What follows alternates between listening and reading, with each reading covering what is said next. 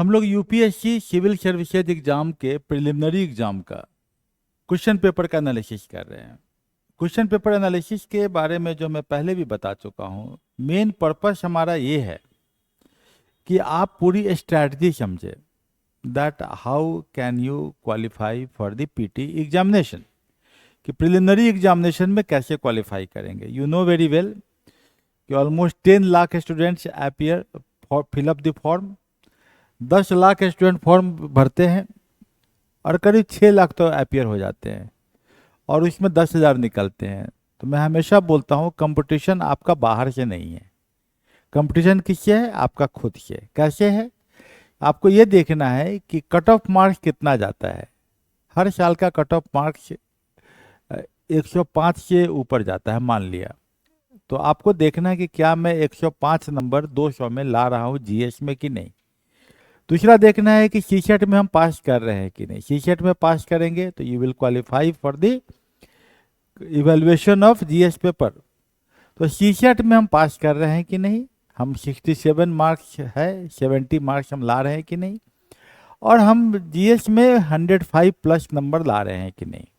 कहने का अर्थ है कि अगर आप 65 क्वेश्चन करेक्ट कर लेते हैं तो आउट ऑफ 100, तो इट मीन्स कि आप 105 मार्क्स लाते हैं। मतलब 35 क्वेश्चन गलत भी हो जाता है तब भी आप पीटी क्वालिफाई कर जाते हैं। तो ये क्लियर है। तो you have to achieve the benchmark. Mock test होंगे, उसमें देखना है कि क्या आप मॉक टेस्ट में उतना नंबर ला रहे हैं कि नहीं। तो कंपटीशन किससे है? अपने आप से, कि मैं ला रहा हूं कि नहीं, यही देखना है आपको, बगल वाले को नहीं देखना है। तो इसीलिए मैं बोलता हूं कि एनी एजुकेशन के प्रिपरेशन में स्पिरिचुअलिटी का बहुत बड़ा रोल है। आध्यात्मिक होइए। अध्यात्म क्या बोलता है? अपने इंद्रिय निग्रह, अपने को साधो। तो हम लोग क्वेश्चन पेपर एनालिसिस किए थे। जनरल साइंस का क्वेश्चन करीब करीब हम लोग कर लिए थे, एक आध क्वेश्चन बचा होगा जनरल साइंस का। और जनरल साइंस के लिए हम लोग बुक की बात कर रहे थे कि 2 बुक पढ़ना है। एक की एनसीईआरटी। एनसीईआरटी आप क्लास 6 से अगर 10th तक का पूरा पढ़ जाते हैं तो यकीन मानिए कि वहाँ से भी आपका बेसिक्स क्लियर हो जाएगा। क्वेश्चंस वहाँ से भी आते हैं 6th class to 10th class. और दूसरा कि जब एक आपका क्लियर हो जाएगा तो तब आप इस बुक को पढ़ने के लायक हो जाएंगे, उसको अंडरस्टैंड भी करने लगेंगे। दैट बुक इज आपका science and technology. Science and technology के लिए हम क्या बात करते हैं? रवि पी अग्रहरि की किताब की हम यही बोलते हैं, रवि पी अग्रहरि।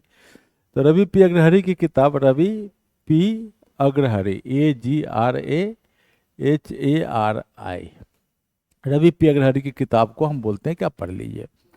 ये 2 किताब पढ़नी है। और तीसरा क्या है? Newspaper analysis. ये 3 चीज आपका रेगुलर फीचर्स है, ये चलते रहना चाहिए। तो general encyclopedia of science revision कर लीजिए। एनसीईआरटी किताब आपने पढ़ा होगा, वो भूल गए होंगे, रिवाइज कीजिए उसको अच्छे से। किताब अपने पास रखिए उसको ऑल द टाइम। अगर आपके पास उतना टाइम नहीं है कि जनरल इसको पढ़ ले पूरा एनसीईआरटी को, तो एक किताब आती है मार्केट में, अरिहंत पब्लिकेशन का है, जनरल इंसाइक्लोपीडिया ऑफ साइंस। ये क्या है? एनसीईआरटी के किताब को सिंथेसाइज करके एक किताब में डाल दिया है। दैट्स ऑल, इतना ही किया उसने। तो उसको पढ़ सकते हैं, उससे भी काम चल जाता है। और रवि पी अग्रहरि है ना, इसको 2 को पढ़िए। और न्यूज़पेपर एनालिसिस, आपके सभी क्वेश्चन मिल जाएंगे।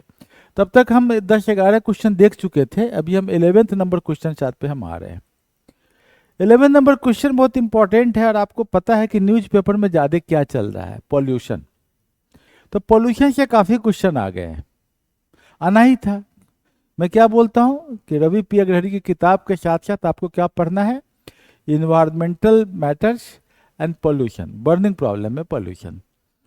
तो ये जो है इसमें है कि studies indicate that carbon dioxide emission from cement industry. किस सीमेंट से? सीमेंट के आप पढ़ लीजिएगा, 10th क्लास में है, कितने तरह के सीमेंट होता है, क्या फॉर्मूला है, लाइमस्टोन से कैसे निकलता है। Amount for more than 5% of global carbon emission. Statement सही है, क्योंकि सीमेंट इंडस्ट्री से जो पूरा जो कार्बन इमिशन होता है उसमें ऑलमोस्ट 7 to 8% सीमेंट इंडस्ट्री से होता है। सबसे ज़्यादा किससे होता है? ये भी क्वेश्चन आ सकता है। इलेक्ट्रिसिटी से होता है, पावर इंडस्ट्री, इलेक्ट्रिसिटी से होता है, ऑटोमोबाइल से होता है। Silica bearing clay is mixed with lime stone while manufacturing cement. ठीक है, सिलिका बियरिंग क्ले, सिलिका में कौन कौन से क्ले में कौन कौन तरह के क्ले होते हैं, तो वो आपको पता है कि तीन तरह जो मिट्टी है, सॉइल है, उसके तीन टाइप होते हैं। One is that is the sand, दूसरा सिल्ट और तीसरा क्ले। तो clay is a colloidal property, तो क्ले को मिक्स किया जाता है ताकि वो बाइंड करता है ना, तो क्ले जरूरी है। लाइम स्टोन से मिला देते हैं और सीमेंट का मैन्युफैक्चरिंग उसी से होता है। और statement 3, lime stone is converted into lime during clinker production for cement manufacturing. ये आपका एक प्रोसेस है कि लाइम स्टोन्स को कैसे कन्वर्ट करते हैं clinker production, lime during clinker production for cement manufacturing. तो CaO प्लस CO2, यहाँ भी CO2 निकलता है, दिस इज द प्रोसेस। यहाँ CaO प्लस CO2 निकलता है क्लिंकर प्रोसेस में। अब आप देखिए क्वेश्चन तो आप समझ गए कि तीनों स्टेटमेंट तो करेक्ट है, ये तो सही है।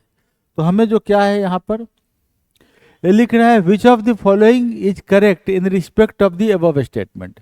Both statement 2 and 3 are correct and both of them explain statement 1। नहीं, तो सेकेंड वाला है कि क्ले मिक्स करता है तब जाके सीमेंट बनता है, इसमें CO2 तो नहीं निकल रहा है, तो ये स्टेटमेंट तो एक्सप्लेन नहीं करा स्टेटमेंट 1 को।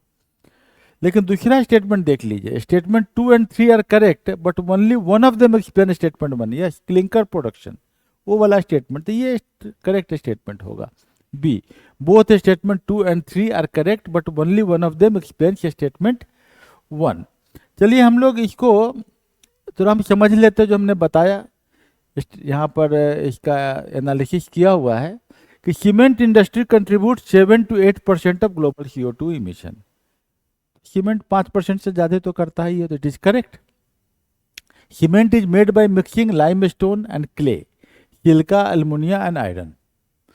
क्लियर है, silica, this is a standard ordinary Portland cement, there is no ambiguity here, ये भी करेक्ट स्टेटमेंट है। बोथ ये भी स्टेटमेंट करेक्ट है। During clinker formation calcination occurs, CaCO3, इसको दो पार्ट में बांटते हैं, CaO plus CO2, this is primary source of CO2 emission. यही सीमेंट इंडस्ट्री में क्लिंकर फॉर्मेशन जो है इसी से आपका CO2 निकलता है। तो दिस एक्सप्लेन्स स्टेटमेंट 1, तो दैट्स वाई, तो ये डायरेक्टली एक्सप्लेन्स स्टेटमेंट 1, तो that will be the correct answer. तो मुझे लगता है कि आपको क्लियर हो रहा होगा कि क्वेश्चन कहाँ से आता है। मेरा पर्पस ये नहीं कि मैं आपको क्लास ले रहा हूँ कि आप ये भी कैसे ये सीमेंट इंडस्ट्री पढ़ा रहा हूँ, नो।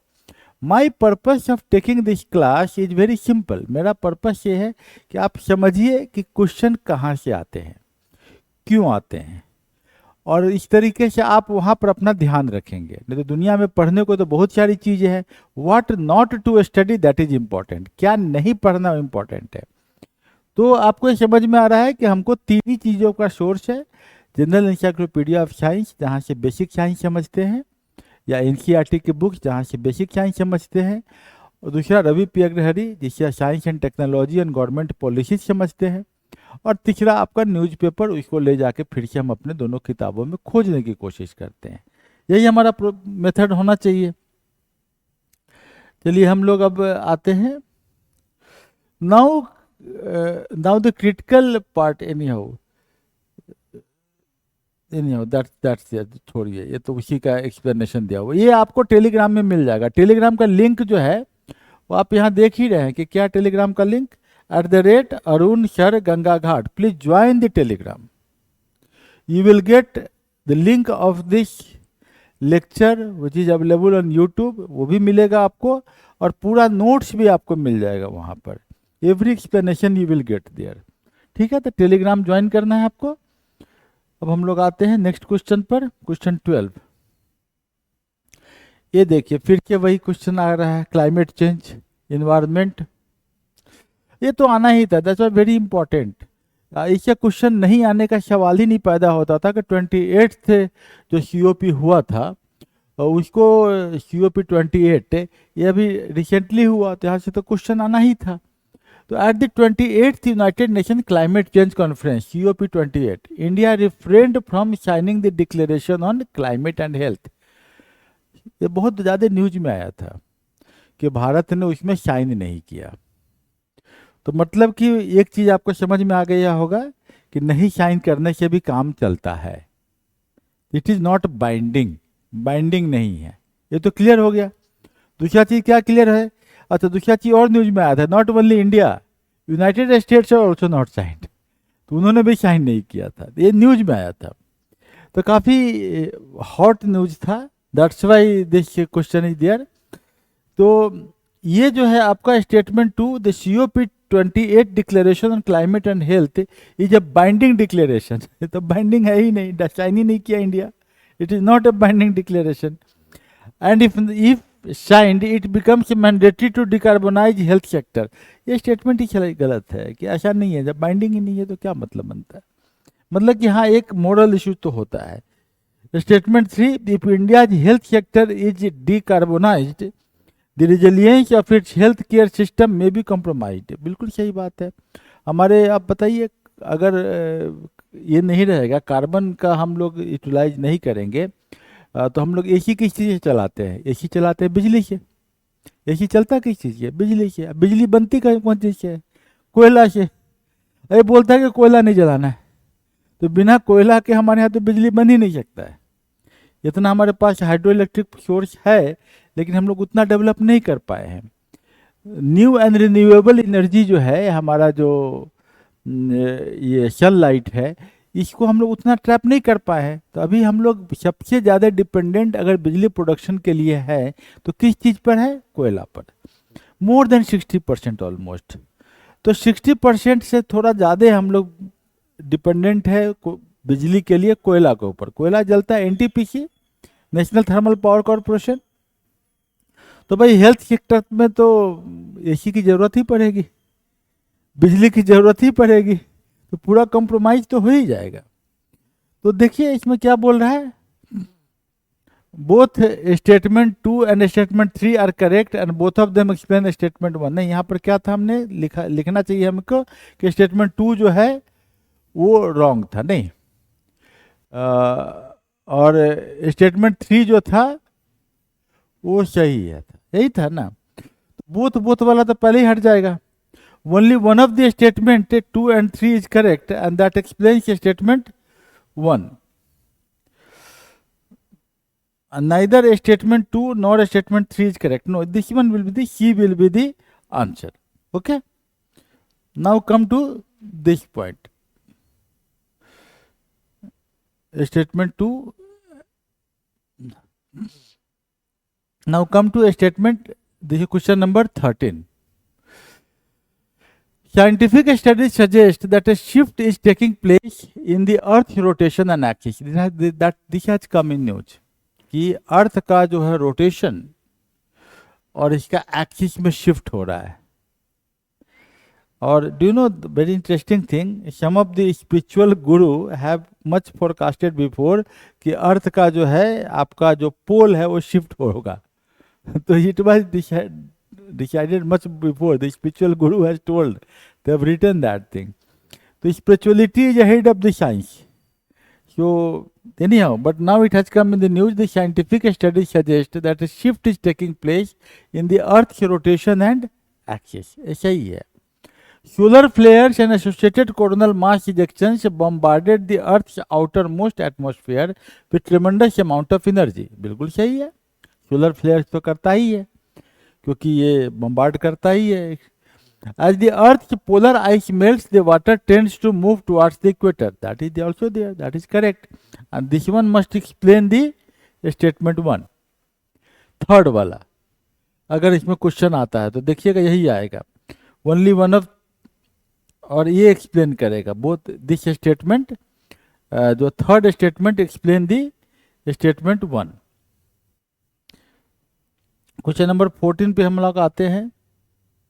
आर्टिकल 6 पेरिस एग्रीमेंट, ये आपको पढ़ना ही था। पेरिस एग्रीमेंट के जो आर्टिकल 6.1, 6.2, 6.3 ये सब आपके डिस्कशन के टॉपिक थे, क्योंकि ये बहुत ज़्यादा इम्पोर्टेंट न्यूज में आया हुआ था। तो यहाँ से जो क्वेश्चन आप देख ही रहे हैं कि article 6 of the Paris agreement on climate change frequently discussed in global discussion on sustainable development and climate change. और correct, article 6 of the Paris agreement on climate change sets the principles of carbon markets, very good. And article statement 3 of the Paris agreement on climate intends to promote inter-country non-market strategy to reach their climate targets. So this is a very interesting question, and this question that both the statements are correct, or this explains the statement 1. तो मैं आपको ये सब जो question है बिल्कुल newspaper analysis से question आ रहे हैं कि न्यूज में आता रहा है उस साल के न्यूज में, that's why from the news directly it has been asked. अब आप क्या बोलेंगे, क्वेश्चन डिफिकल्ट है कि इजी है? I will tell that for those who are thorough, daily 2 घंटा टाइम न्यूज में देते हैं, उनके लिए तो केक वाक है ये, बिल्कुल जस्ट लाइक आराम से निकालेंगे। और जिन्होंने न्यूज नहीं पढ़ा है बोलेंगे हम 6 महीना नहीं, हम मैगजीन पढ़ के काम चला लेंगे, तो उनके लिए बड़ा मुश्किल है, क्योंकि एनालिसिस नहीं करते। मैगजीन से क्या होता है, एनालिसिस डेवलप नहीं हो पाता है। हम लोगों के लिए है कि हम लोग कुछ भी पढ़ के एनालिसिस कर लेते हैं, because we are aware of the all the things.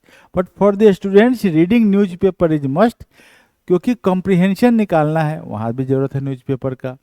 इसलिए what I am telling that we are integrating the entire curriculum with the school, so that हमारा स्टूडेंट 10th क्लास पास करते करते द हिंदू न्यूज़पेपर पढ़ के समझना शुरू कर दे।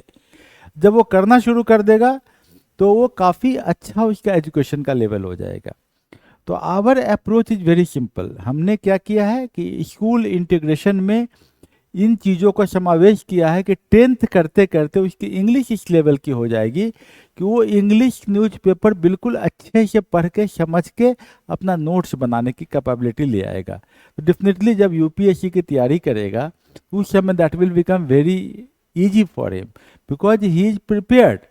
जो सबसे डिफिकल्ट पार्ट है न्यूज़पेपर एनालिसिस वो कर पा रहा है। तो दैट इज आवर अप्रोच। तो बेसिकली हम लोग ये बात कर रहे थे कि क्वेश्चंस का फ्लो न्यूज़पेपर से काफ़ी होता है। तो यहाँ 2 एस्पेक्ट इम्पॉर्टेंट हो जाता है। हम ये बार बार बात करते हैं, खासकर हम अपने जो गंगा घाट के क्लास है Arun sir at the rate Ganga Ghat, वहाँ हमेशा ये बात करते हैं कि आपका ऑलमोस्ट 50% क्वेश्चन डायनेमिक होते हैं एंड 50% स्टैटिक होते हैं। जो स्टैटिक क्वेश्चन है वो ज़्यादा किताबें नहीं हैं, 8 किताबें हैं। उन किताबों का वजन भी ज़्यादा नहीं है। 9th क्लास की किताबों का वजन ले और अपने यूपीएससी किताबों का वजन ले तो यूपीएससी किताबों का वजन कम हो जाएगा, और स्टैंडर्ड भी कोई खास उतना नहीं हाई नहीं है कि आप समझ नहीं सके, एनीबॉडी कैन अंडरस्टैंड। तो 8-9 किताबें हैं, 8 किताबें हैं मान लीजिए, और एक न्यूज़पेपर है, इन्हीं से क्वेश्चन आना है। तो ये 8 किताबों का जो कम्बिनेशन है वो मैं बार बार बताता हूँ। जैसे कि मैं बोल ही रहा था कि साइंस के लिए मैंने किताबें बता दी आपको कि एक जनरल इंसाइक्लोपीडिया ऑफ साइंस या एनसीईआरटी का कंपाइलेशन एक जगह, और दूसरा आपका एक किताब साइंस एंड टेक्नोलॉजी का। इन द सिमिलर वे यहाँ पर जो क्वेश्चंस जितने आ रहे हैं आप देखेंगे न्यूज़पेपर से आ रहे हैं, है ना। तो यहाँ पर क्या है, which one of the following launched the nature solution finance hub for Asia and Pacific. Nature solutions finance hub for Asia and Pacific, ये एक एशियन डेवलपमेंट बैंक का ही था। सीधा सीधा जानते हैं तो आप सही कर लेंगे, नहीं जानते तो नहीं कर पाएंगे। एशियन डेवलपमेंट बैंक ने ये शुरू किया था, nature solution finance hub for Asia and Pacific.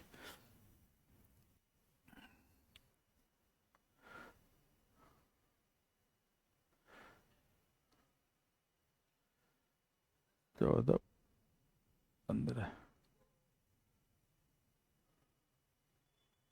Yes, ये देख लीजिए कि what are the points which has come in newspaper कि nature solution finance hub for Asia and Pacific was launched by Asian development bank, scale up nature based solutions financing climate change, biodiversity loss, ecosystem degradation. मतलब कोई भी company या कोई भी institution अगर कुछ काम कर रहा हो जिससे कि इन्वायरमेंटल प्रॉब्लम्स को कम किया जा सके, जो पॉल्यूशन से उसको कम किया जा सके, इन्वायरमेंट के डिग्रेडेशन से बचाया जा सके, ऐसा अगर आप काम करते हैं तो Asian development bank will come forward और वो आपको फिनांस कर देगी उस काम को, प्रोजेक्ट को करने के लिए। मान लिया कि बहुत इंपॉर्टेंट पॉइंट हम जैसे बोल रहे हैं कि एसी है, एसी का अगर आपका रेफ्रिजरेंट को हम ऐसा बना दें ताकि इन्वायरमेंट का डिग्रेडेशन कम हो, तो quite natural Asian development bank आपके साथ आएगी और आपको फिनांस कर सकती है। जैसे हमारे CSIR एक इंस्टीट्यूशन है, council of scientific industrial research, ये अगर कोई ऐसा प्रोजेक्ट लेके जाता है अब तो एशियन डेवलपमेंट बैंक उसको फिनांस कर देगी। तो ये आपका important mobilises public private capital, sustainable infrastructure, disaster resilience and carbon neutrality, इन पॉइंट्स के ऊपर में अगर कोई प्रोजेक्ट रिपोर्ट बनाते हैं, गवर्नमेंट बनाए या कोई कंपनी बनाए या कोई सेमी ऑटोनोमस बॉडी या CSIR वगैरह का बनाए, तो quite natural Asian development bank will come. तो डायरेक्टली न्यूज़पेपर से है, तो हमने क्या निष्कर्ष निकाला, UPSC में किताबों की संख्या कम है, 8-9 किताबें हैं और उन किताबों से ही क्वेश्चंस आपके 50% आ जाते हैं। अब 50% क्वेश्चंस जो है आपको उसके लिए न्यूज़पेपर का एनालिसिस डेली 2 घंटा करना पड़ेगा and that require a mentorship approach. कि मेंटरशिप अप्रोच वहीं ज़रूरत पड़ती है क्योंकि आप उसको मेंटर बताएगा कि how to read the newspaper. क्योंकि प्रॉब्लम ये हो रहा है कि स्कूल में तो न्यूज़पेपर रीडिंग समझाया नहीं जा रहा है कि how to read the newspaper, और कॉलेज में तो इसकी बात ही नहीं होती है। तो आखिर बच्चा करेगा कहाँ से, स्टूडेंट करेगा कहाँ से, एस्पिरेंट करेगा कहाँ से। तो हमने जो यहाँ स्कूल इंटीग्रेशन प्रोग्राम शुरू किया है वहाँ हम इस तरह का फ्लो पहले से लेके चल रहे हैं, सो दैट कि by completion of 10th class या उससे पहले ही 9th 10th में स्टूडेंट्स कैन रीड न्यूज़पेपर और वो बात कर सकता है। मैं अपना एग्जांपल दे रहा हूँ कि हम लोगों ने क्या किया था, जब मैं कॉलेज में था एट दैट टाइम एक इंटेल आवा क्लब बना लिया था कुछ स्टूडेंट्स का जो रांची में थे, और हम लोग इंटेलेक्चुअल अवेयरनेस क्लब बना के न्यूज़पेपर पर डिस्कशन करते थे और उसके हम लोग टॉपिक निकालते थे और टॉपिक पर हर आदमी अपना 15 मिनट का लेक्चर देने का रहता था, आप दो 15 मिनट आप बोलो इस पर। तो हम लोग एक बहुत अच्छा टेम्पो बना हुआ था कि न्यूज़पेपर को कैसे हम लोग पढ़ें, और इसका फ़ायदा हमें UPSC निकालने में उस समय भी हुआ था। आज तो UPSC बिल्कुल न्यूज़पेपर ओरिएंटेड हो गया है। तो हम लोग नेक्स्ट क्वेश्चन की ओर बढ़ते हैं। Why ADB is correct, ADB regional development bank for Asia Pacific, climate finance वगैरह करता है। भाई अदर्स आर नॉट, तो वो तो आपको हम लोग का एक्सप्लेनेशन नहीं हम भेज देंगे आपको टेलीग्राम ग्रुप में, आप जुड़ जाइए @Arun sir Ganga Ghat. All this slides will be available on Telegram group. नहीं तो आप बिना मतलब का आप स्नैप करते रहते हैं कि फ़ोटो खींच लेते हैं, हमको बाद में यूज में आएगा, इसकी ज़रूरत ही नहीं है। आप टेलीग्राम ज्वाइन कर लीजिए @अरुण सर गंगा घाट, यही है हमारा Telegram. Question number 16, direct air capture, ये बहुत इंपॉर्टेंट है, इसे क्वेश्चन उम्मीद थी ही। दिल्ली में पिछले गवर्नमेंट ने कोशिश किया था, डायरेक्ट एयर कैप्चर का एक मशीन लगाया था कि भाई एयर को सीधा सीधा सक्शन करेंगे और एयर कैप्चर करेंगे। चाइना तो इस पर बहुत बड़ा काम ही कर रहा है। वो क्या कर रहा है, बोल रहा है कि हम एटमॉस्फेयर से कार्बन को कैप्चर कर लेंगे, उससे हम डायमंड बनाएंगे। तो डायमंड बनाने के लिए उस कार्बन को, what is diamond, diamond is just carbon, तो वो ये कर रहा है चाइना। तो यहाँ पर जो है ये direct air capture and emerging technology, ये भी न्यूज़पेपर का क्वेश्चन है ना, न्यूज़पेपर में बार बार ये आता रहा है। Which of the following statement is are correct, कौन सा स्टेटमेंट सही है। तो it can be used as a way of carbon sequestration, भाई सही बात है, कार्बन को सिक्वेस्ट्रेशन करने के लिए, कार्बन का डिपोजिशन करने, कार्बन को जमा करने के लिए एक मेथड तो है ही, तो this one is correct. It can be A valuable approach for plastic production, what is plastic, plastic is also carbon का डेरिवेटिव है, नाइलॉन प्रोडक्ट, तो ये आपका प्लास्टिक प्रोडक्शन में भी यूज हो सकता है। फूड प्रोसेसिंग, फूड क्या है भाई, कार्बन, वहाँ भी हो सकता है। आपका फोटोसिंथेसिस प्लांट के करने के लिए कार्बन की जरूरत है, यू कैन यूटिलाइज इट। तो in aviation it can be a source of carbon for combining with hydrogen to create synthetic low carbon fuel, yes, biodiesel synthetic aviation fuel use हो सकता है। तो कार्बन का जो direct air capture and sequestration technology, DACSST, ये जो आपका है ये बहुत इम्पॉर्टेंट फील्ड है और इस पर हम लोग न्यूज में आया था। और मुझे याद है अच्छी तरीके से, मैं 2024 में ही अपने स्टूडेंट को इसके ऊपर में 2-3 पेज का राइटअप लिखवा चुका हूँ। तो मुझे पता था कि पीटी में या मेंस में एक क्वेश्चन आ सकता है। तो this is the direct air capture. तो ये हमारा दिख रहा है कि all the statements are true. यहाँ हम देख लेते हैं स्टेटमेंट, इसका एक्सप्लेनेशन तो दिया हुआ है कि नहीं हाउ, ये आपको मिल जाएगा हमारे टेलीग्राम चैनल में कि direct air capture is a method that can be used for carbon sequestration. Means statement 1 was correct and also known as direct air capture and sequestration, DSCCS। DSCCS से क्या होता है, कार्बन डाइऑक्साइड हम लोग निकालते हैं, इस प्लास्टिक्स भी हम बना सकते हैं, इससे हम लोग जो है सो लो कार्बन फ्यूल्स बना सकते हैं, प्लेन उड़ाने का एविएशन फ्यूल्स बना सकते हैं, सस्टेनेबल फ्यूल्स बना सकते हैं। तो इसे फूड टेक्नोलॉजी में हम इस्तेमाल कर सकते हैं। तो ये क्वेश्चन डायरेक्टली आया कहाँ से, ये क्वेश्चन आया न्यूज़पेपर से। और आपका ये न्यूज़पेपर का मतलब ये नहीं होता है कि एक बार न्यूज आ गया वही न्यूज है, दैट इज करंट अफेयर। जो एक बार आ गया फिर आप भूल जाइए अगले साल के लिए, दैट वो जनरली बैंक में पूछा जाता है। यूपीएससी क्या होता है, ऐसे न्यूज को पूछा जाता है जो रिकरेंटली ज़्यादा इस्तेमाल में आता है। और क्यों यूपीएससी ऐसे न्यूज को पूछता है जो रिकरेंटली ज़्यादा न्यूज में आता है? ज़्यादातर यूपीएससी आपको ये नहीं पूछेगा इस बार का ब्रॉन्ज मेडल किसको मिला है, तो इस बार का वो प्राइज किसको मिला है, नहीं पूछता है, क्योंकि वो एक बार आया और चला गया। हमें बनाना क्या है, हमें बनाना है एक सिविल सर्वेंट, पब्लिक सर्वेंट, जिसको पब्लिक के लिए काम करना है।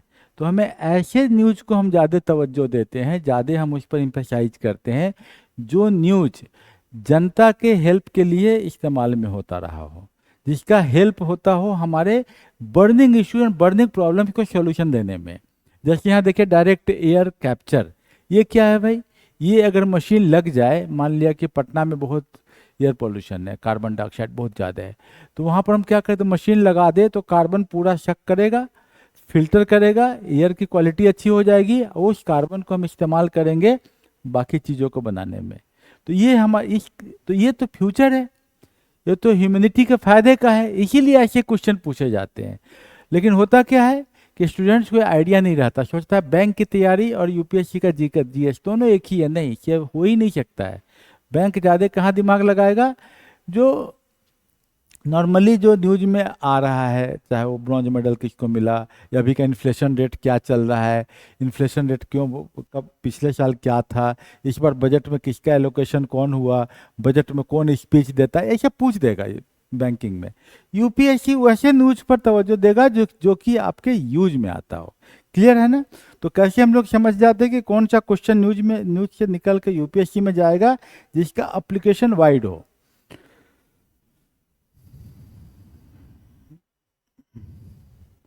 हम लोग कुछ नेक्स्ट क्वेश्चन की आते हैं, यानी क्वेश्चन नंबर 18।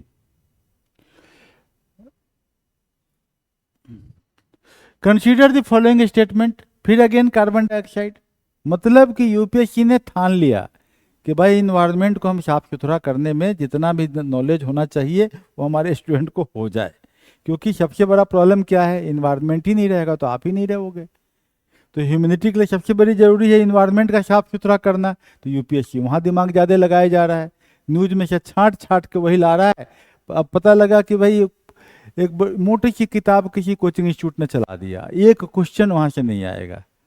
क्यों नहीं आएगा? उसका कारण है क्योंकि वो किताब क्या निकालेगा, food cycle, food chain, food web, शुरू करते करते आगे बढ़ाएगा कितने तरह के एयर पोल्यूशन क्या होता है, वाटर पोल्यूशन क्या होता है, ऐसे पढ़ाते पढ़ाते वो पूरा टेक्स्ट बुक पढ़ा देगा, इतनी मोटी हो जाएगी। लेकिन क्वेश्चन एक नहीं आएगा क्योंकि उसने न्यूज़पेपर पढ़ के नहीं बनाया, वो किताब पढ़ के, वो इन्वायरमेंटल इश्यूज का किताब लिखा है कोचिंग वालों ने, इसीलिए नहीं आएगा उसका। लेकिन आपको करना क्या है, डेली 2 घंटा न्यूज़पेपर अंडर प्रॉपर गाइडेंस पढ़ना चाहिए। प्रॉपर गाइडेंस क्यों? क्योंकि ना आपके स्कूल में न्यूज़पेपर पढ़ने की ट्रेनिंग हुई, ना आपके कॉलेज में किसी ने न्यूज़पेपर पढ़ाया। तो आपको ये एक आदमी चाहिए जो न्यूज़पेपर को उस तरीके से स्क्रूटनाइज करके बता दे। व्यूज ऑन न्यूज जैसे हमारा चैनल है, कुछ में है कि आपको इस तरह से न्यूज को दिया जाता है कि वहाँ से मैक्सिमम क्वेश्चंस आपको फिल्टर होकर निकल जाएगा, अच्छा ये आ सकता है। तो यहाँ पर क्या है, इन टर्म्स ऑफ, हाँ, carbon dioxide emission in India are less than 0.5 tonne CO2 per capita. मतलब कि इंडिया में हो जाए तो स्वर्ग बन जाए भाई, जन्नत बन जाए, यहाँ तो दिक्कत ही नहीं, सांस तो बड़ा बढ़िया हो जाएगा। यहाँ तो हमें लगता है इसका 3 गुना ज़्यादा कार्बन कंजम्पशन हम लोग करते हैं। एक आदमी 0.5 टन नहीं, एक आदमी तो हमें लगता है 1.5 टन करता होगा। तो ये तो बहुत ही कम दे रहा है, इतना तो आंसर हो ही नहीं सकता। तो स्टेटमेंट वैसे ही रॉन्ग है कि हम साल भर में कितना कार्बन फुटप्रिंट्स निकालते हैं, बहुत निकालते हैं, 0.5 टन तो कुछ भी नहीं है। ये तो बकरी निकालती है अपने ख़त्म होने से पहले, जिसको हम तो 2-3 साल में निकाल देंगे। मतलब कि इन terms of CO2 emission from the fuel combustion, India rank second in Asia Pacific region. ये तो कुछ सही स्टेटमेंट है। क्यों भाई, फर्स्ट कौन होगा? जिसका पॉपुलेशन ज़्यादा होगा। किसका पॉपुलेशन हमसे ज़्यादा है? चाइना। तो चाइना फर्स्ट होगा, इंडिया सेकेंड होगा, तो सीधा लॉजिक निकल जाएगा। Electricity and heat producers are the largest source of CO2 emission in India. पर इससे पहले अभी मैं कोई क्वेश्चन बता रहा था, उसमें ये लाइन मैंने बोला भी था कि भाई सबसे ज़्यादा जो एनर्जी में ही हम लोग कार्बन डाइऑक्साइड निकालते हैं, क्योंकि बिजली बनती किस चीज़ से है? बिजली बनती है कोयला से, मतलब 70% बिजली तो हमारे यहाँ कोयला से ही बनता है। हाइड्रो इलेक्ट्रिसिटी का रोल उतना है नहीं, जबकि हाइड्रो में क्या है, सेफर बिजली है, इन्वायरमेंट के लिए अच्छा है, लेकिन हमें कोयला जलाना पड़ता है। तो NTPC से कोयला का लिंक है और NTPC से डायरेक्टली बिजली बनती है, तो क्वाइट नेचुरल ये मेजर तो है ही। तो ये जो है आपका 2 और 3 करेक्ट होगा, आंसर आपको मिल जाएगा सी। हम यहाँ आंसर बताने नहीं आए हैं आपको, हम आपको अगला क्वेश्चन जो आने वाला है पीटी में वो कहाँ से आएगा और क्यों आएगा वो बताने आए हैं। तो क्या हमने बोला 50% क्वेश्चन वो 8 किताबों से आएंगे। जो 8 ही किताब है उसका वजन कितना होगा? 9th क्लास की किताब को एक तराजू में रखिए और IAS की किताबों को एक तराजू में रखिए। जिसका पलड़ा भारी हो वो 9th हो जाएगा, जिसका पलड़ा हल्का हो वो जो है वो IAS हो जाएगा। मतलब उतना ही पढ़ना है किताबों को, और उसके बाद क्या पढ़ना है? Newspaper analysis. इतना से आपका काम चल जाता है। और नहीं तो क्या है, IAS में सबसे इम्पोर्टेंट क्या है? क्या पढ़ना है इम्पोर्टेंट नहीं है, what not to study important है। नहीं तो न्यूज़पेपर पढ़ने जाइएगा तो पता लगेगा सुबह उठिएगा 5 बजे और रात के 12 बजे तक न्यूज़ ही पढ़ते रह जाइएगा। तो हमें फिल्टर करना पड़ता है ताकि हम 2 घंटा में कैसे पढ़ लें न्यूज़पेपर।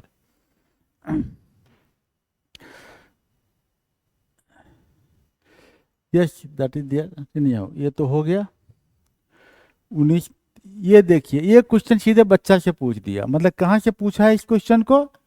इस क्वेश्चन को पूछ दिया है आपको 6th क्लास की किताब से, लेकिन फिर इसमें न्यूज़पेपर जोड़ दिया है। पूछा 6th क्लास से। आपको समझना क्या है कि श्रब क्या है, हर्ब्स क्या है, श्रब क्या है और ट्री क्या है। हम जानते हैं घास फूस जो होता है वो आपका हर्ब्स होता है, श्रब जो झाड़ी होती है वो श्रब होता है, और ट्री जो है सो ट्री होता है जो हार्ड होता है।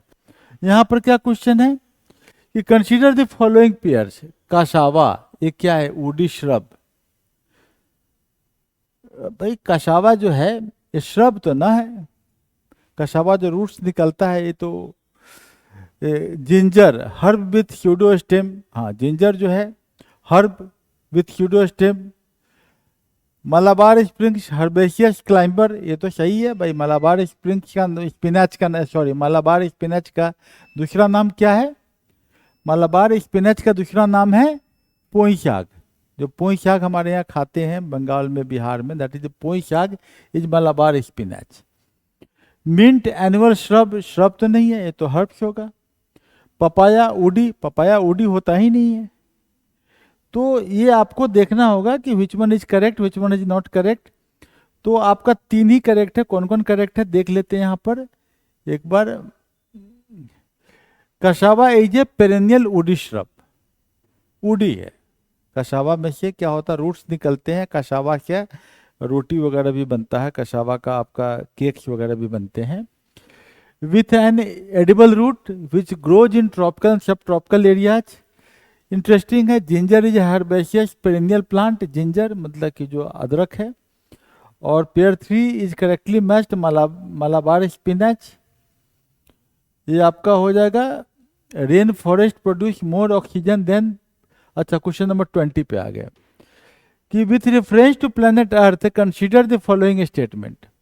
Rain forest produce more oxygen than that produced by oceans.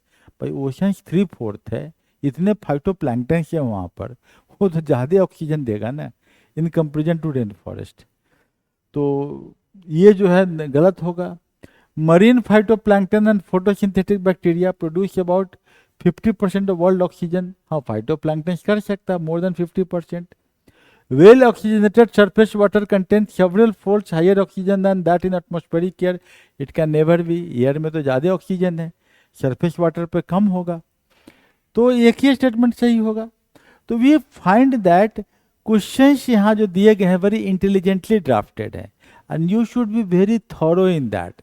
जो जानते हो उसको अच्छे से जानो, और क्या करना होगा उसका बार बार टेस्ट लेके अपने आप को चेक करो। A test paper should be designed by an expert जिसके क्वेश्चंस के टकराने की संभावना सबसे ज़्यादा हो। दैट इज़ वेरी इंपॉर्टेंट, क्योंकि वो डोमेन बिल्कुल क्लियर होना चाहिए कि इस डोमेन से क्वेश्चन आना है।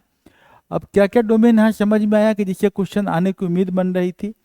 पहला क्वेश्चन था इन्वायरमेंटल इशू, मतलब कि जो प्रोजेक्ट इन्वायरमेंट को सस्टेन करता है उस प्रोजेक्ट से क्वेश्चन ज़्यादा पूछे जाएंगे। कार्बन सिक्वेस्ट्रेशन टेक्नोलॉजी से ज़्यादा पूछे जाने की संभावना थी। कार्बन डाइऑक्साइड पोल्यूटेंट्स कौन कौन है, उसको कैसे सिक्वेस्ट्रेट करेंगे, इस पर समझने की ज़रूरत थी। हो सकता था कि जो आपको जो एग्रीकल्चरल मीथेन गैस वगैरह से भी पूछे जाने की संभावना बन सकती थी कि मीथेन गैस कौन प्रोड्यूस करता है। तो ये सब इस तरह का इशू जो है, यहाँ पर ऑक्सीजन का कहाँ से निकल रहा है इसके बारे में यहाँ पर बेसिक कंसेप्ट से पूछा गया है। सो बेसिक कंसेप्ट हमें समझना जरूरी है कि कहाँ से क्वेश्चन आता है।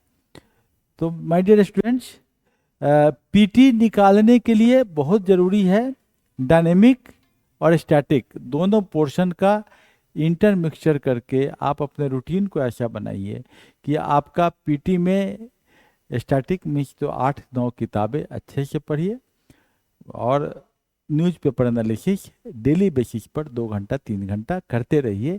बस ये सबसे अच्छा स्ट्रैटेजी है। और मॉक टेस्ट देते रहिए जिससे कि आपको पता लगे कि कौन कौन सा मेरा वीक पॉइंट्स रह गया है। Okay, thank you.